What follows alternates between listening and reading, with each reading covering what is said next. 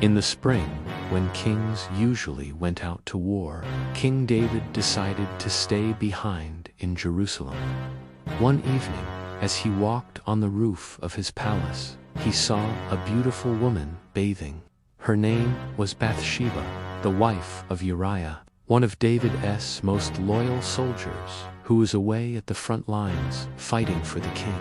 Instead of turning away, David sent for her. He misused his power as king, and she became pregnant. David panicked to hide his sin. He called Uriah home from the war, hoping he would spend time with his wife so people would think the baby was his. But Uriah was a man of high integrity. He refused to enjoy the comforts of home while his fellow soldiers were sleeping in tents on the battlefield. When this plan failed, David did something terrible.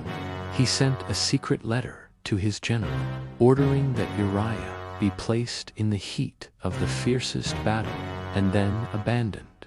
Uriah was killed, and David took Bathsheba into the palace to be his wife.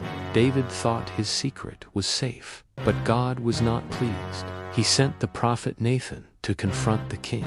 Nathan told David a story. There were two men, one rich and one poor. The rich man had many sheep, but the poor man had only one little ewe lamb that he loved like a daughter.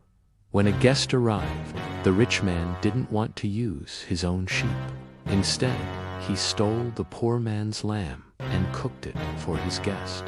David flew into a rage. The man who did this deserves to die, he shouted. Nathan looked David in the eye and said, "You are the man." David was broken. He didn't make excuses or blame others. He immediately confessed, "I have sinned against the Lord," because he was truly sorry. God forgave David, but the consequences were still heavy. The child born to them died, and David's own family suffered from conflict and violence for years to come. However, David and Bathsheba later had another son named Solomon, who would grow up to be the wisest king in Israel's history.